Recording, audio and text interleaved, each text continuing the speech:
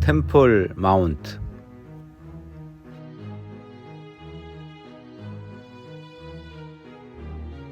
그곳은 중동의 화약고로 불릴 정도로 첨예하게 대립된 지역으로 수천 년 동안 영역을 함께 한 곳, 지금은 이슬람의 황금사원이 있는 곳입니다.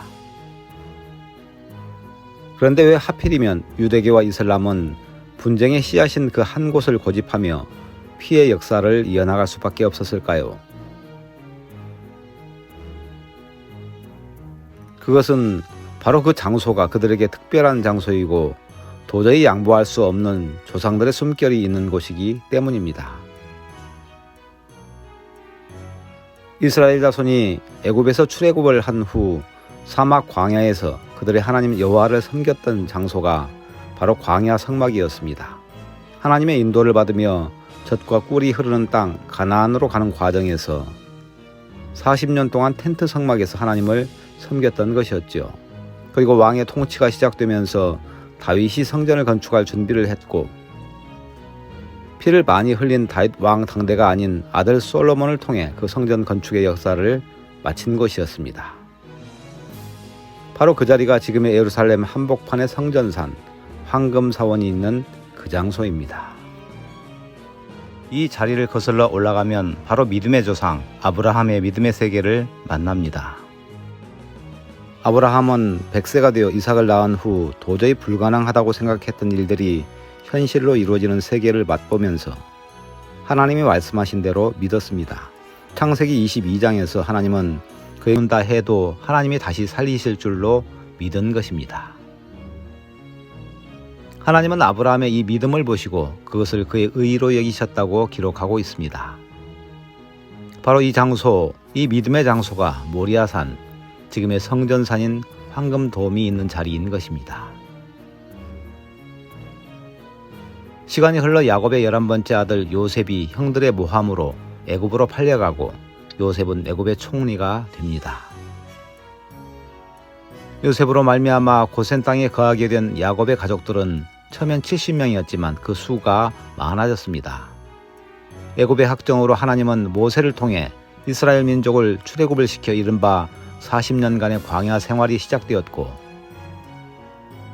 하나님은 그들에게 성막 성전을 짓게 하셔서 하나님을 섬기도록 하신 것입니다.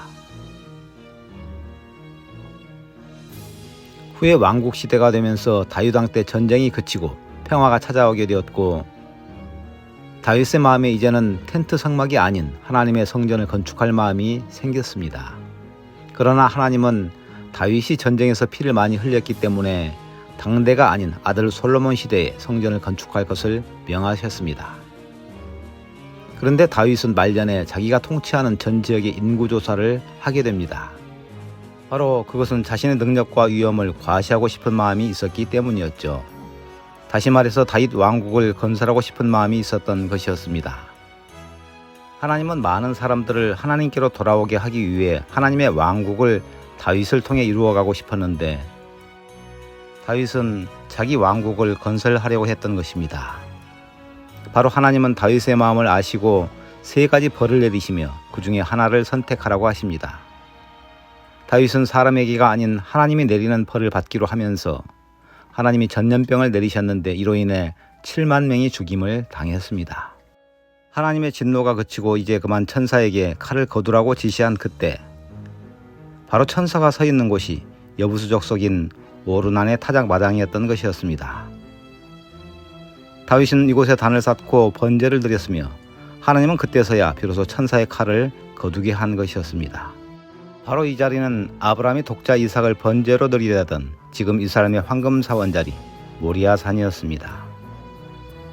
하나님은 믿음으로 하나님의 말씀을 순종했던 아브라함을 추억하며 다윗에게 장소를 알려주신 것이었습니다. 바로 이 자리가 제1성전터인 솔로몬 성전이 세워진 곳으로 지금의 이슬람 황금사원 자리인 것입니다. 이후 유다 왕국은 바벨론에 멸망당해 성전은 파괴되고 유대인들은 바벨론의 포로로 잡혀갑니다. 바벨론은 다시 바사 제국이라 불리는 페르시아에게 멸망당하고, 이때 페르시아의 고레스 왕은 유대인들을 본토로 귀환하게 해 그들의 수건 사업인 성전을 건축하도록 합니다. 이에 당시 유대인의 지도자였던 스룹바벨과 예수아가 중심이 되어 건축한 성전이 제2성전, 스룹바벨 성전이라고 부릅니다.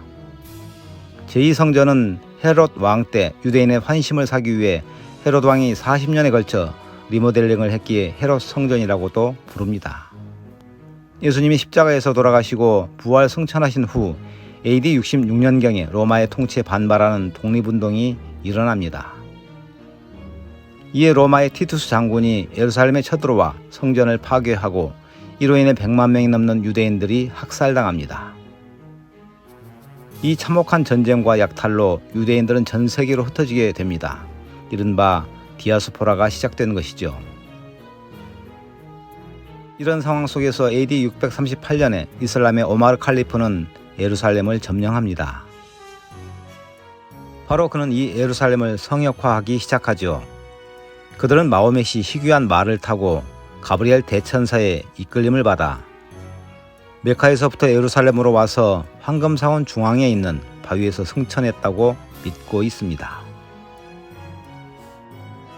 특히 그들은 최후의 심판 때 이 바위에서 심판의 나팔 소리가 울려 퍼질 것이며 그들이 섬기는 알라 신이 바로 이 바위에 나타날 것이라고 믿고 있습니다. 이러한 전설과 함께 그들은 AD 687년에서 691년에 이곳의 사원을 완성하고 메카 메디나와 함께 이슬람 3대 성지 중 하나로 만드는 데 성공한 것입니다. 십자군 전쟁으로 기독교인들이 예루살렘을 회복했을 때 이곳을 개조하여 주님의 교회라고 이름 붙였는데 이곳은 다시 AD 1187년 이슬람을 재통일한 살라딘에 의해 점령된 후 약 700년 동안 기독교인들에게 접근 금지 구역이 되었습니다. 그리고 납으로 도금된 사원의 지붕을 1964년 알루미늄과 청동의 합금으로 보수하여 황금 사원이란 이름을 얻었으며 90년대 초 지붕은 다시 18금으로 갈아입은 것입니다.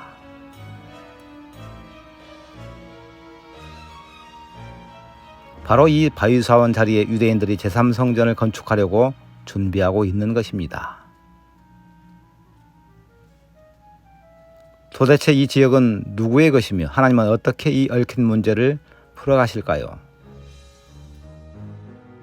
여호와가 너를 위하여 집을 세울지라. 지금 제3성전 준비는 착착 진행되고 있습니다.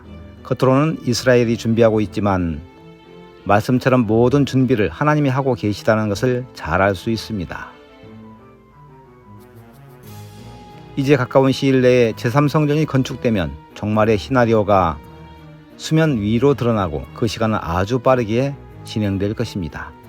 중요한 것은 처음 아브라함이 가진 믿음으로 돌아가 구원의 복음을 그대로 받아들이는 것이며 그 아브라함과 다윗의 계보로 이어진 예수 그리스도로 말미암아 죄를 사함받고 거듭나 의롭게 되었을 때 비로소 영원한 의의를 옷입고 그 아름답고 복된 세계로 영광스럽게 이끌림을 받을 것입니다.